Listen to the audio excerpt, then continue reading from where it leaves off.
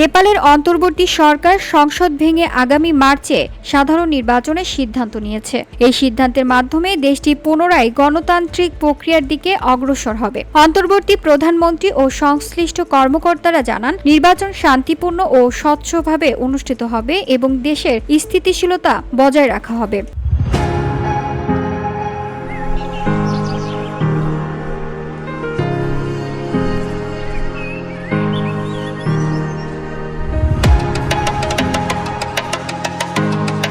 নেপালের president press উপদেষ্টা কিরণ পেকরেল বার্তা সংস্থায় এএফপিকে এই তথ্য জানিয়েছে। তিনি বলেছেন, শুক্রবার রাতে প্রধানমন্ত্রীর সুপারিশক্রমে সংসদ ভেঙে দেওয়া হয়েছে। নতুন নির্বাচনের তারিখ হল 2026 সালের 5 মার্চ।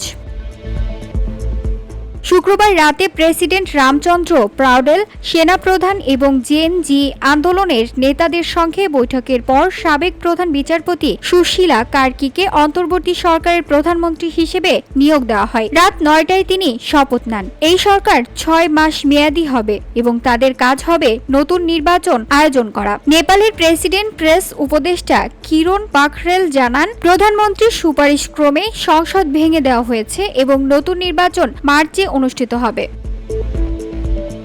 সামাজিক যোগাযোগ মাধ্যম বন্ধের প্রতিবাদে গত সপ্তাহে আন্দোলনে নামে নেপালের জেনজিরা। এর মধ্যে গত সোমবার বিক্ষোভকারীরা পার্লামেন্টে ঢোকার চেষ্টা করলে তাদের লক্ষ্য করে গুলি ছোড়া হয়। এতে অনেক শিক্ষার্থী নিহত হন। এরপর ক্ষোভে ফেটে পড়েন বিক্ষোভকারীরা। সামাজিক যোগাযোগ মাধ্যম নিষিদ্ধ করার সিদ্ধান্ত থেকে বিক্ষোভের সূত্রপাত হয়। এক পর্যায়ে সামাজিক মাধ্যমে নিষেধাজ্ঞা প্রত্যাহার করা হলেও সহিংসতা থামে গত মঙ্গলবার ওলির পদত্যাগের পর। সপ্তাহ জুড়ে চলা বিক্ষোভে অন্তত 51 জন নিহত এবং 1300 জনের বেশি আহত হয়েছেন। তরুণ প্রজন্মের নেতৃত্বে গড়ে ওঠা এই দুর্নীতি বিরোধী আন্দোলনকে জেএনজি আন্দোলন বলা হচ্ছে। VOD Bangla news desk.